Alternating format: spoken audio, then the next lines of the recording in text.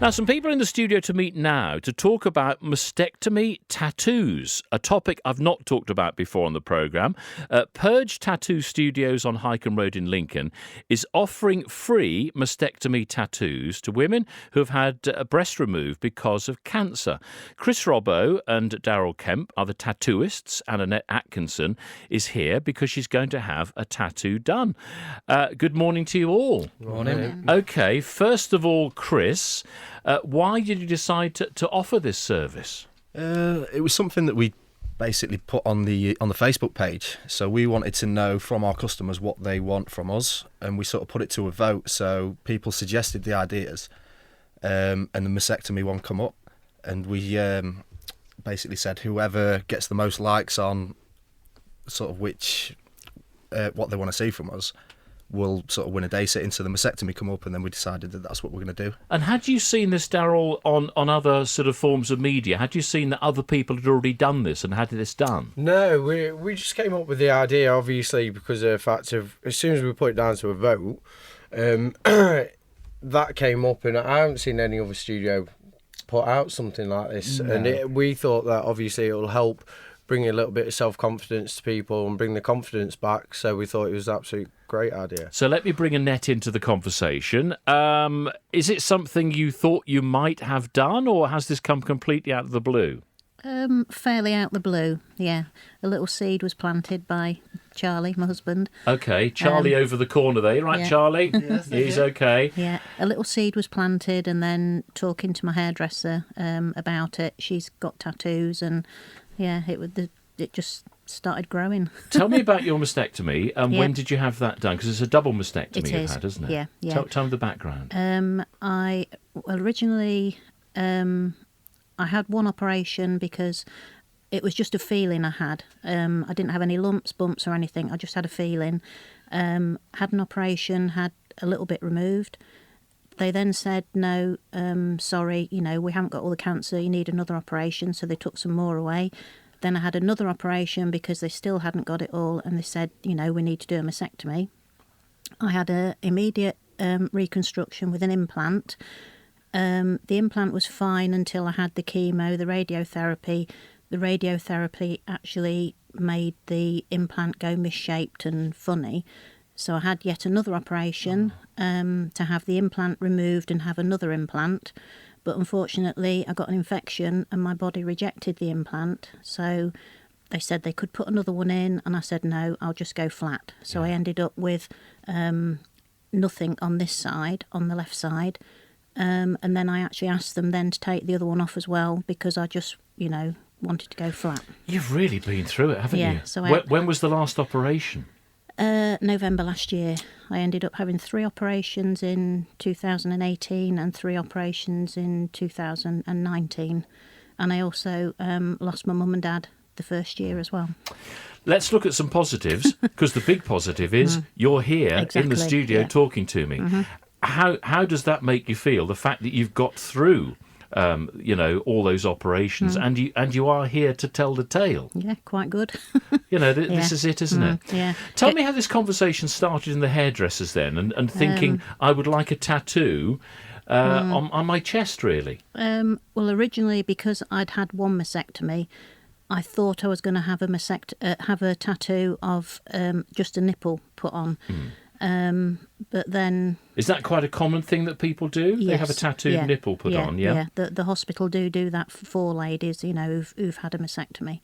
But then it just snowballed from there, and I say my hairdresser, Cheryl, she has got tattoos as well. She's got some nice tattoos. And... just speaking to her when I was having my hair cut, and it just grew. The idea grew and grew. So how did the connection with these two tattooists come about then? Did you find them online, or was this your hairdresser's tattooist? No, I was just scrolling through on Facebook one night, and I saw the article on the Lincolnite popped up, and I read it, and I thought, You're going to give it a go? Yeah, so I read it all through, and... at the bottom it said, message, for any details or anything. So I sent a message straight off and said, was I too old? Because I'm, 60 now.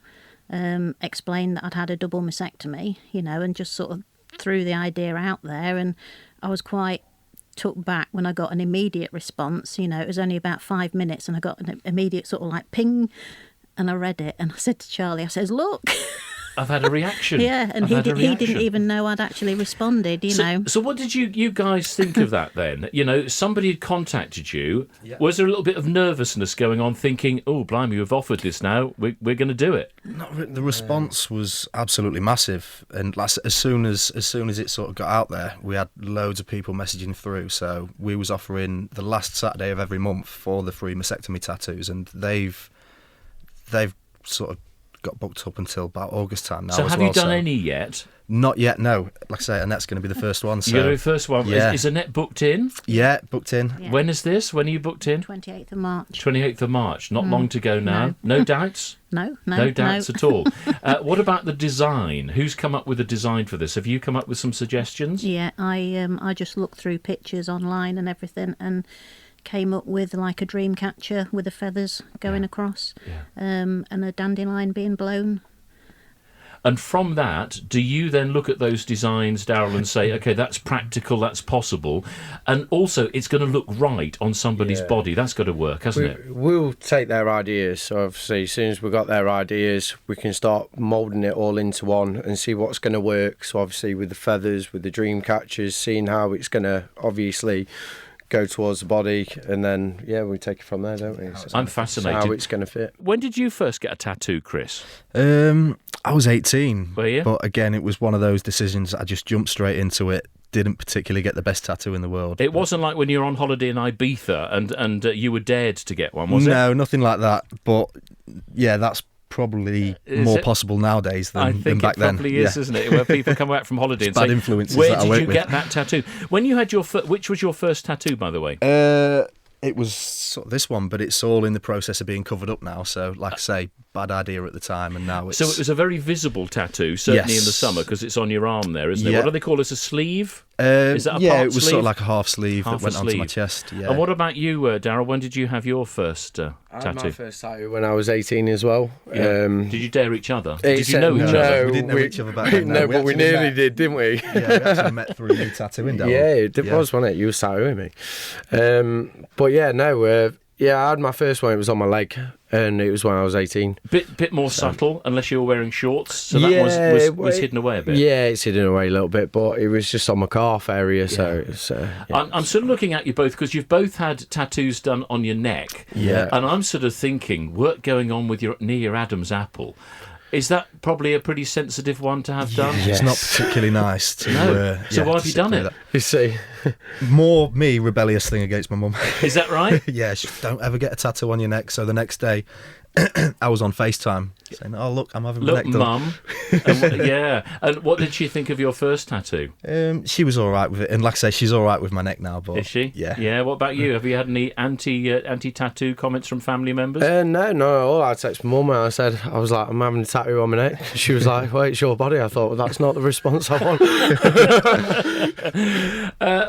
Looking at the lads here now, do you fancy any of their tattoos then, Annette? Could you go for some of their designs? You don't think so? No? No. Okay, just talk me through your design again and what you're hoping it's going to look like. Like a dream catcher with the feathers blowing across. Yeah. And a dandelion being blown.